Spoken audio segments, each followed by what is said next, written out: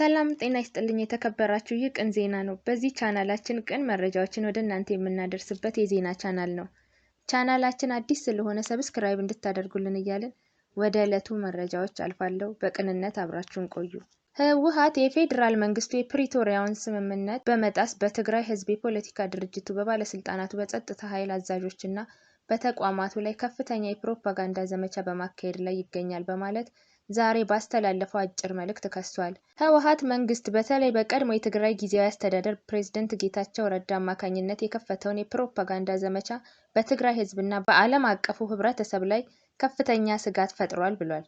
የፕሪቶሪያው የግጭት ማቆም ስምምነት አንቀጽ 3 ህወሓትና የፌዴራል መንግስቱ ከማናቸውም የጥላቻ ፕሮፓጋንዳ እንዲቆጠቡ ይደነግጋል ያለው ህወሓት ፌዴራል መንግስቱ ከፕሮፓጋንዳ ድርጊቶቹ ይቆጠብ ሲል ጠይቋል። የፌዴራል የመጀመሪያ ደረጃ ፍርድ ቤት የጥቁር አንበሳ የአጥንት ህክምና ሐኪሞች በዶክተር ነብዩ ኤርሚያስ፣ ዶክተር ሀብታሙ መንከርና ሌሎች 9 ሐኪሞች ላይ ትናንት የ12 ቀናት የምርመራ ጊዜ መፍቀዱን የጤና ባለሙያዎች የሥራ ማቆም አድማ አስተባባሪዎች አስታውቀዋል።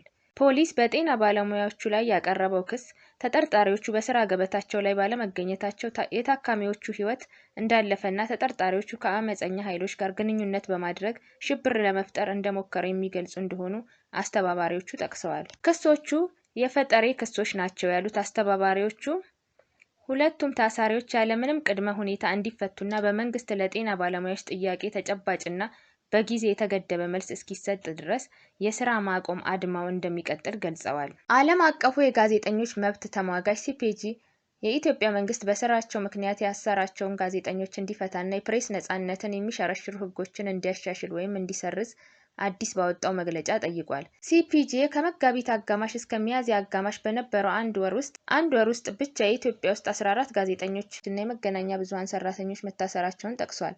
የሐረሪ ክልል መገናኛ ብዙሃን አዘጋጅና የቢዮ ፕሮዳክሽን የግል ዩቲዩብ ባለቤት ሙህዲን ኦማር በስም ማጥፋትና ሐሰተኛ መረጃ በማሰራጨት ከታሰሩት አንዱ እንደሆነ ሲፒጄ ገልጧል።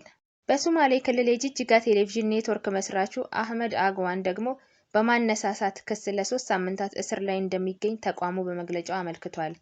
ብሔራዊ ተሃድሶ ኮሚሽን በአማራ ክልል ከ5200 በላይ የሚሆኑ የቀድሞ ታጣቂዎችንና ተዋጊዎችን በማረጋገጥ በመመዝገብና የተሃድሶ ስልጠና በመስጠት ወደ ማህበረሰቡ እንዲቀላቀሉ ማድረጉን አስታውቋል። ኮሚሽኑ ሂደቱን ከጀመረበት ጊዜ አንስቶ እስካሁን በአገሪቱ በ4 ክልሎች ከ42000 በላይ የቀድሞ ታጣቂዎችንና ተዋጊዎችን ትጥቅ በማስፈታት ወደ ማህበረሰቡ መቀላቀሉን ገልጿል። ኮሚሽኑ ይህን የገለጸው ትናንት በባህር ዳር ከተማ ከባለድርሻ አካላትና ዓለም አቀፍ አጋሮቹ ጋር በእቅድ አፈጻጸም ዙሪያ ባካሄደው ግምገማ መድረክ ላይ ነው። ኮሚሽኑ ይህን የገለጸው በባህር ዳር ከተማ ከባለድርሻ አካላትና ዓለም አቀፍ አጋሮች ጋር በእቅድ አፈጻጸም ዙሪያ ባካሄደው የግምገማ መድረክ ላይ ነው። በመቶዎች የሚቆጠሩ የመሆኒ ከተማ ነዋሪዎች ዛሬ በህወሓት ላይ ተቃውሞ ሰልፍ ማድረጋቸውን የክልሉ የዜና ምንጮች ዘግበዋል።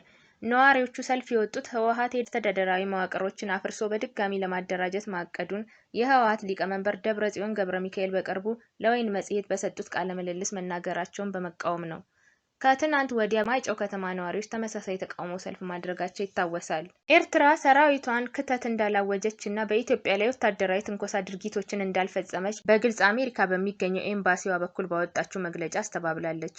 ይልቁንም በቀጠናው ውጥረት ያሰፈነው ኢትዮጵያ በዲፕሎማሲ ወይም በወታደራዊ ኃይል ወደብ ማግኘት አለብኝ በማለት የከፈተችው ዘመቻ ነው በማለት ኤርትራ ከሳለች። ኤርትራ ይህን ያለችው የአሜሪካ የህግ መወሰኛ ምክር ቤት ቋሚ ኮሚቴ ሰሞኑን በአፍሪካ ቀንድ ወቅታዊ ጉዳይ ዙሪያ ላካሄደው የሰሚ መድረክ በሰጠችው ምላሽ ነው።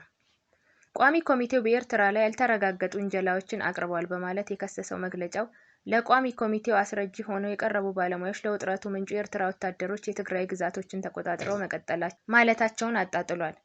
ሴናተር ክሪስ ቫን ሆለን በመድረኩ ላይ በኢትዮጵያና ኤርትራ መካከል ያለውን ውጥረት ሊፈነዳ ተቃርቧል በማለት መናገራቸውን ኤርትራ ጠቅሳለች።